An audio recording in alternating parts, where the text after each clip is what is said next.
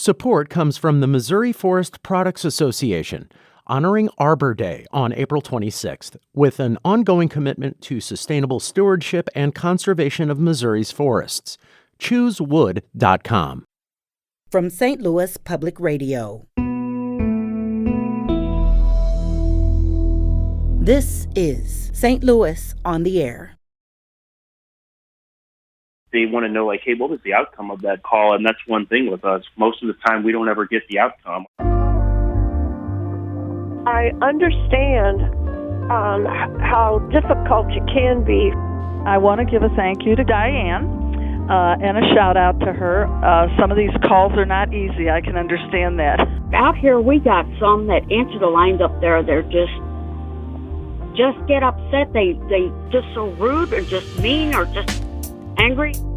You're kind of you have to always be aware, and that can play a role on people's, mental and physical health. We train them. We say, hey, you are going to experience people who are probably having the worst day of their life. They should have been designated as first responders a long time ago.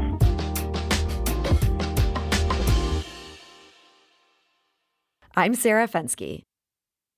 The movement to classify 911 dispatchers as first responders is gaining steam across the U.S. The governors of both New York and Kansas signed bills to that end earlier this year. Closer to home, the St. Louis County Council gave unanimous approval to the classification 2 weeks ago. Suffice it to say, that seldom happens these days in St. Louis County. So what's driving this apparently very popular change, and what will it do? Well, joining us now with some answers is Brian Battles. He's a communications supervisor for the St. Louis County Police Department. Brian, welcome. Hey, thank you very much for having me. It's an honor to be here. So, Brian, before we get into job classifications, I want to hear a bit about the job. You've worked for the St. Louis County Police for 12 years. What is it that you do? Well, we answer 911 calls for service as well as non-emergency calls, and then we also dispatch those calls to the police officers on the other end of the room. So we take calls from the citizens, we process those calls, and then we get the police out to them as quick as we can. And so you're deciding what needs to happen in response to what the caller is telling you? Yeah, that is correct. We're deciding what kind of resources get sent to those calls. So we first take the information based on location, where it's going on, and then we get the what information, how long ago did this happen, any characteristics that are going to help the police officers understand what's going on, and then we send that call over to the other side of the room to the radio dispatcher. The radio dispatcher then, based on a computer program, selects the officers to respond, and then we dispatch those officers to that call for service. So there's a lot going on every time that phone rings. How many calls do dispatchers handle on an average day? Well, that's going to depend on the 911 center you're in, but it's the St. Louis County Police Department. Currently, the dispatchers are taking, it's going to average over 200 calls per person per 12-hour shift. Wow. So they're coming in pretty fast and furiously. Yeah, they are. Absolutely. So what kind of things do people call in with? I mean, we're all thinking maybe about that extreme case, somebody has been murdered down the block, but I imagine that does not happen on a daily basis for each individual caller. What sort of things are you hearing? Yeah, no, that definitely doesn't happen on a daily basis. So we answer non-emergency calls for service. That can be anything from giving bonding information for prisoners at the jail to helping people get a copy of a police report. We direct people to either probation and parole or maybe the sex offender registration unit. Somebody wants a CCW or a carry and conceal permit call to private security license, and then the next call can be a 911 call where you're dealing with domestic violence, a mental health patient, a shooting, a cutting. And yes, we have had calls in the past where people, either call in and they admit to a violent felony such as murder. Whoa. They call in and they say, hey, I've killed someone. Yeah, it's happened. It's not every day, obviously, but yeah, It has happened. And we have to be prepared for that to happen. Yeah, I mean, so you're dealing with kind of the gamut of human emotion there. I imagine, for every confession you're getting, you're also getting people who are just in a state of panic or fear. I mean, do you feel equipped to deal with all of that? Yeah, absolutely. I definitely feel equipped, and we train that. Whenever we bring people onto the job, we train them. We say, hey, you are going to experience people who are probably having the worst day of their life, or they're experiencing the worst thing that's ever happened to them. So you have to understand that, they may not always cooperate with your line of questioning, or it might be difficult for them to. So we really try to put ourselves in their shoes, so to speak, and guide the call that way. But what makes it challenging is the fact that when you're answering over 200 calls a day, you don't get to dictate which ones are emergency and which ones are not emergency. So 1 second you're taking a phone call and you're providing information to the record room so somebody can get a copy of a police report, and the very next phone call you get is somebody who is suicidal and may want to kill themselves, and now you have to make sure that you're handling that situation appropriately. Yeah, I have to say, of everything you've said here, even the person calling in and confessing to murder, I'm most struck by the fact that people are also calling this line for things that don't feel like emergencies at all. Are they on the wrong line, or this is just sort of the clearinghouse for everything? Well, we do answer two lines. So we do answer a non-emergency line and a 911 line. However, we do get a substantial amount of calls on the 911 line that are not actual emergencies, whether that's somebody hitting the dial on their Apple Watch by accident, or maybe the phone's in their pocket and it hits the SOS button. However, we do take people that call 911 who don't have an actual emergency because they don't know what other number to call. Sure. So you're kind of in this state where you have to be ready for the worst possible call to come in at any given moment. And then sometimes, as you say, it's somebody's Apple Watch. Is it hard to transition between these various states of mind?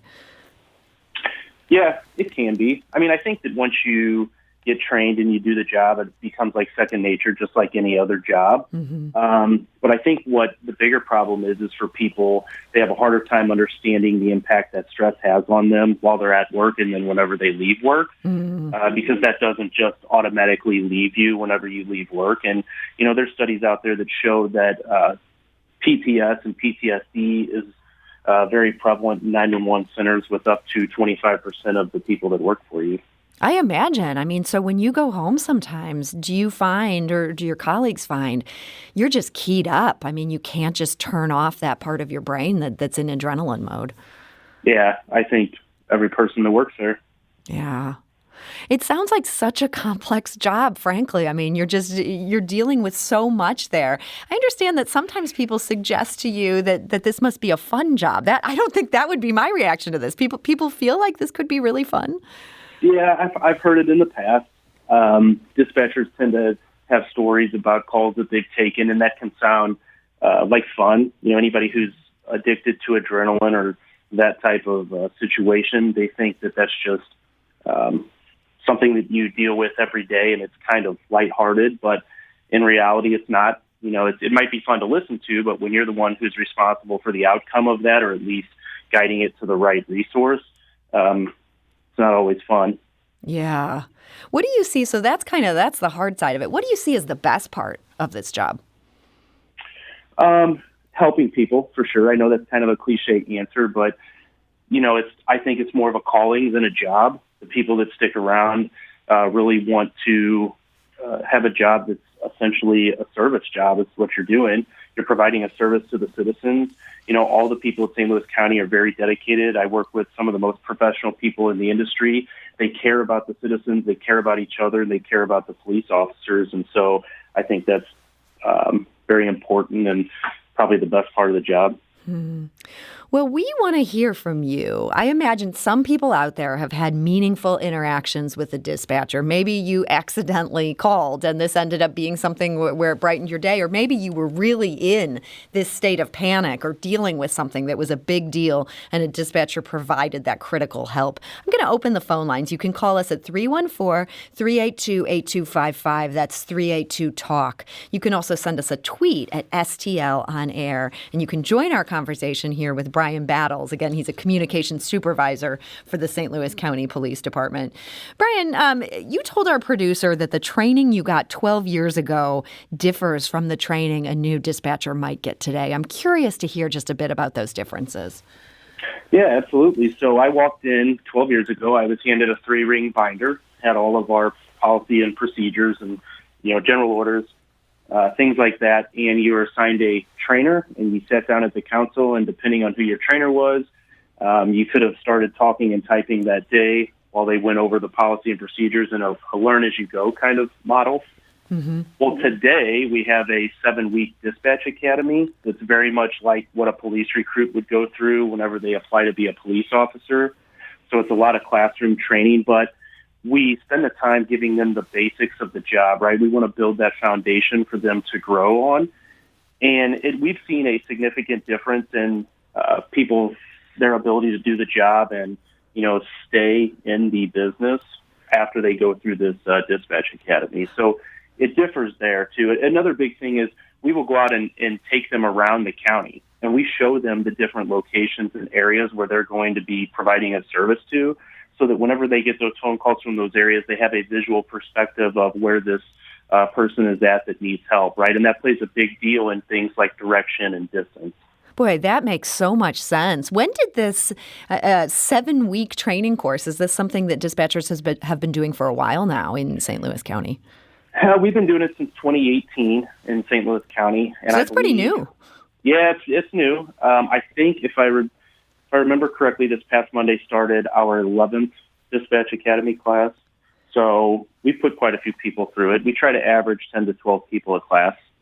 So we're hearing throughout the country in all sorts of job classifications, people are just having a hard time finding the workers they need. I know this has been a huge problem in St. Louis City when it comes to 911 dispatchers. Has that been an issue in St. Louis County as well?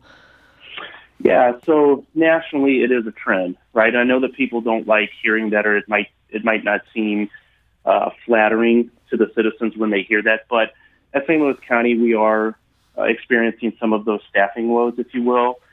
And it's mainly because we're seeing that the job's just stressful, right? Mm-hmm. The schedule does play a role in people's work-life balance.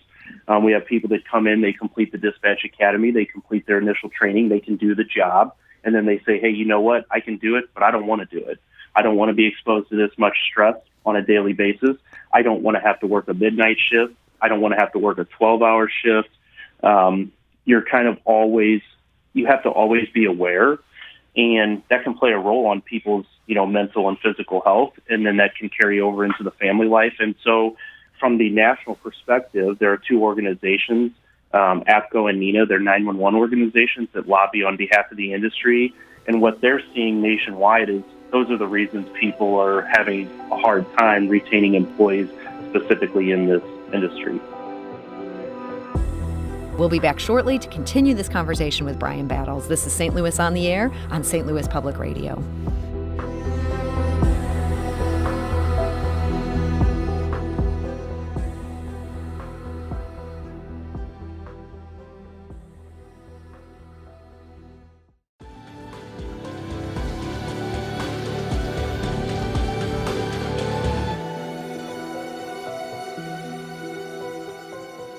And now back to our conversation. Our guest today is Brian Battles. He's a communications supervisor for the St. Louis County Police Department. That means he deals with 911 calls, also non-emergency calls, just dealing with everything that comes in, getting it to its proper place. 911 dispatchers in St. Louis County are now being classified as first responders, and we'll talk about that change in just a moment. But first, I want to go to the phone lines. Kathy is calling from St. Louis County. Kathy, hi, you're on St. Louis on the Air. I want to give a thank you to Diane and a shout out to her. She helped me with some street information. She relayed that to the street department so that they would call me. And she did a very fine job. And some of these calls are not easy. I can understand that. Okay? But thank you. And so, Kathy, it sounds like you called in. You were dealing with what we might not think of as a problem that would go to these dispatchers, and they were on it. Yes. She helped me a lot, tremendously. So I really appreciate that, and I hope she listens. And and I think I did thank her before, Sarah. Well, that's great. Well, Kathy, thank you for sharing that experience. Brian Battles, that has to feel good. Yeah, sure does. I'm going to go back to the phone lines. Linda is calling from Lincoln County. Linda, hi. You're on St. Louis on the Air. Yes. Yeah, I appreciate the dispatchers and the work they do and everything, and I know it's a stressful job. But out here, we got some that answer the lines up there. They're just get upset. They don't want to answer questions or and I'm making sure I'm not calling back on the 911 line if I have just a question. Yeah. So, Linda, your experience in Lincoln County, these dispatchers don't always seem equipped for when you call. Yeah. They're not. Some of them are just so rude or just mean or just angry. And I called about, me and somebody else had called about a possible fire. There's a bunch of smoke and stuff. And it smelled like some strong chemical. We were wondering if it was a drug lab or what was going on, or somebody's trailer was on fire because there was a trailer court nearby. And this dispatcher got so angry when I called back. And I'm trying to tell her I was the one that first noticed the smoke. And then the other person was the one that made the call on their business line. Well, And, Linda, I'm sorry that you were dealing with that. It sounds like you had a very legitimate reason for calling. And Brian, I think this gives a sense of what you're talking about, why 7 weeks of training is so important. People could be calling in with anything, and you guys have to find a way to be professional and be ready for it. Yeah, absolutely, Sarah. I couldn't have said it better. So this is something where there is a movement afoot that you feel like this is going to be a positive change and help 911 dispatchers. And this is a job classification change. This is something that St. Louis County approved. Can you tell us what this does? Yeah, absolutely. Let me just take a step back here. So this actually started in the early 2000s with the Homeland Security Act of 2002, okay? And that defined the term first responder as an individual who in the early stages of an incident are responsible for the protection and preservation of life, property, evidence, and the environment, right? So by this very definition, who better to be considered a first responder than the dispatcher who starts everything from answering the phone and entering a record into the computer-aided dispatch system. So by that definition alone, there's there's resources out there like Police One who will tell you that defines 911 dispatchers as first responders by the definition alone, but that doesn't do much, right? So in about 2014, there was an effort at the federal level that started, and the goal of that was to move 911 dispatchers from what's called an administrative support occupation to a protective service occupation. So in 2018, you got bipartisan legislation from U.S. Representative Norma Torres from California, who is a former 18-year veteran of the LAPD as a dispatcher, and Brian Fitzpatrick of Pennsylvania, who is a former FBI agent. They sponsored legislation in 2018 called the 911 Saves Act. It's made its way a little bit further through that process at the federal level. Unfortunately, it's not there yet. But really, that doesn't carry a whole lot of teeth, right? Just being reclassified or pushed over to the protective services occupation, where we see the benefit comes at the state and local level. And what would be the benefit then? Say that there was a statewide change on this front. What would this do that would make your life different? Yeah, that's a really great question. So we're still in the early stages of this, and I think you had mentioned at the onset of the show that it was Kansas and Georgia, I believe, that you had stated that did it statewide. I know that California and Texas have too.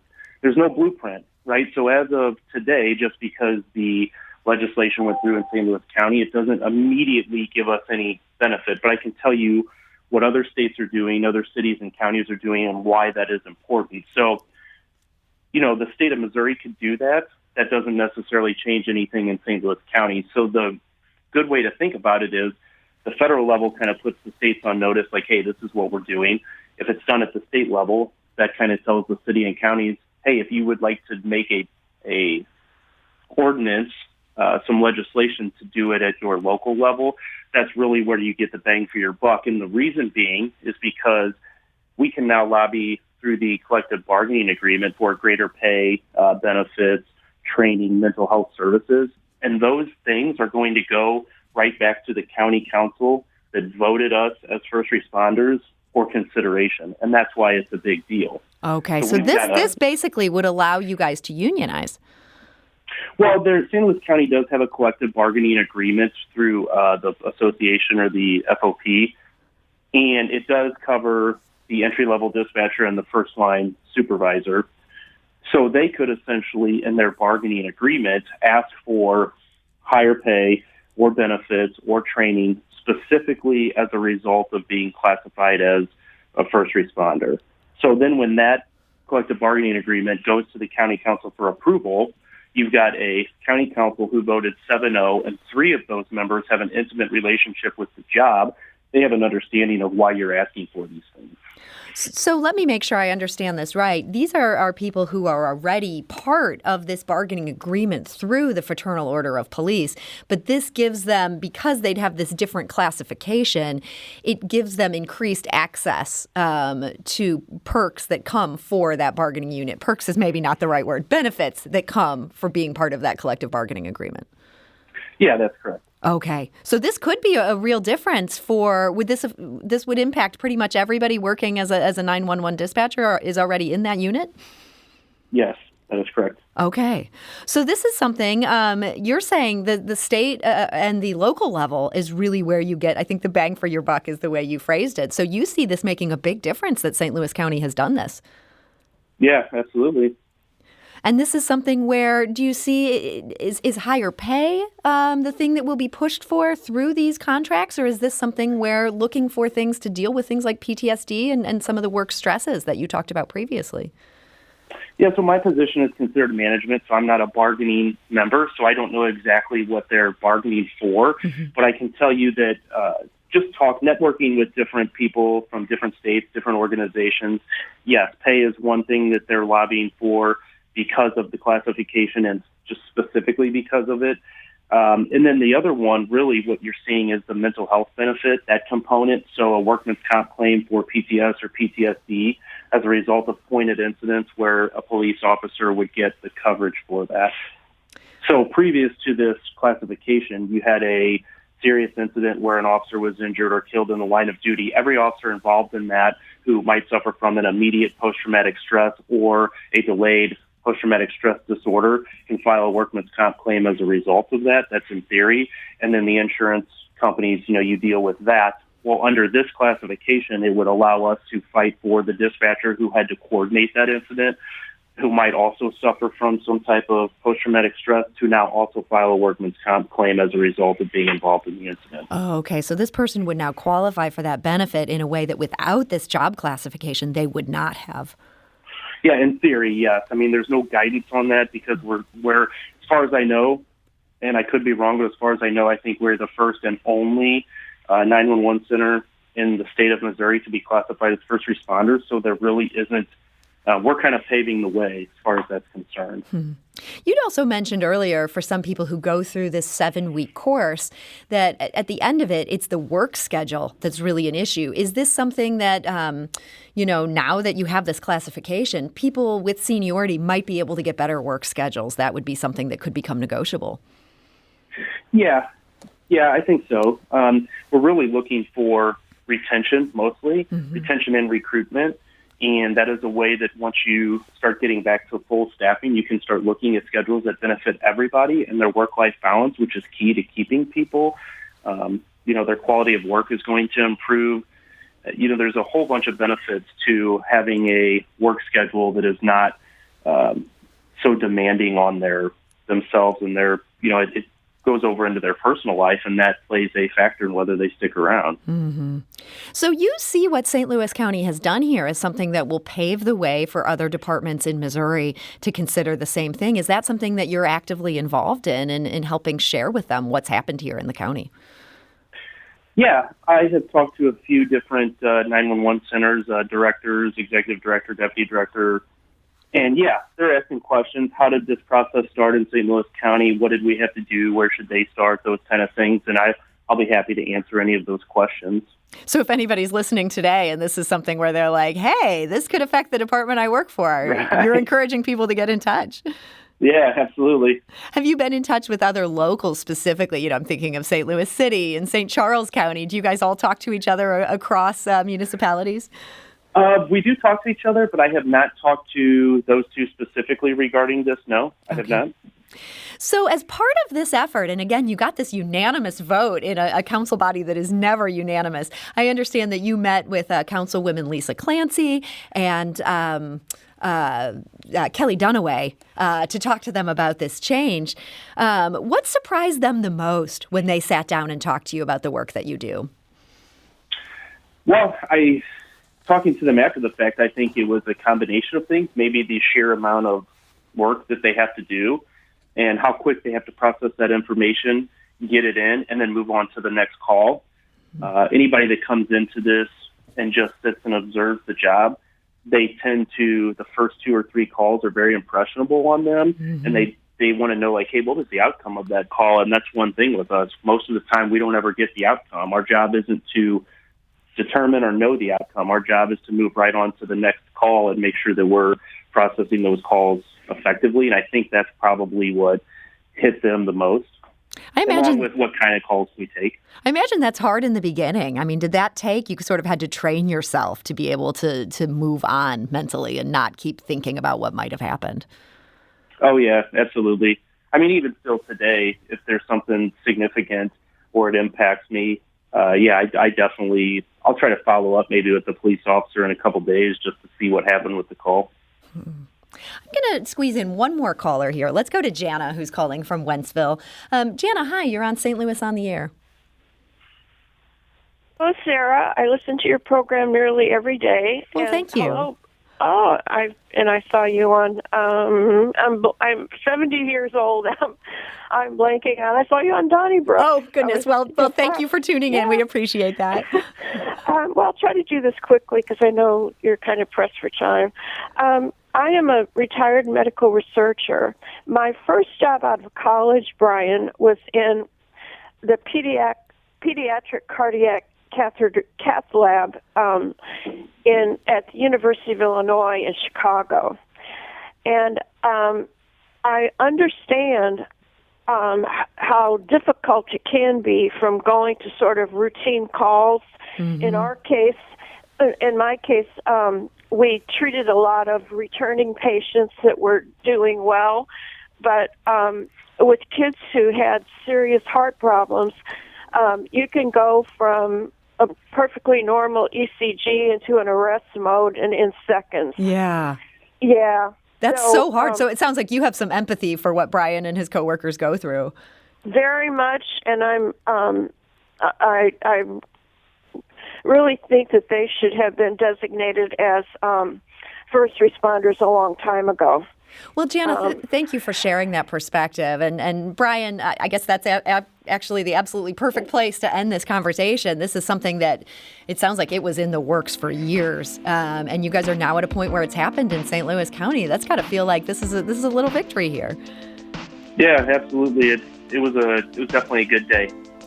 Well, Brian Battles, Communications Supervisor for the St. Louis County Police Department, I want to thank you so much for joining us today and helping explain these changes and also what you do. So thank you. Yeah, no problem. Thank you. This episode was produced by Laura Hamden with audio engineering by Aaron Dorr and production assistance from Jane Matherglass. It was mixed and edited by Aaron. Our executive producer is Alex Hoyer. St. Louis on the Air is a production of St. Louis Public Radio. Understanding starts here. If you learned something new from today's episode, consider leaving us a review and rating on Apple Podcasts on the App Store. It's the easiest way to help people discover our show. We appreciate it. Thank you. St. Louis Public Radio is a member-supported service of the University of Missouri, St. Louis.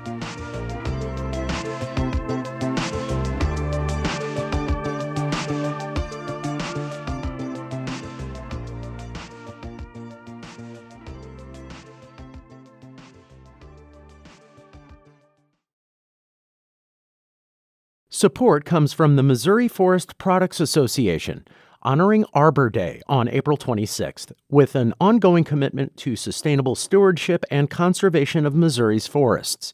ChooseWood.com.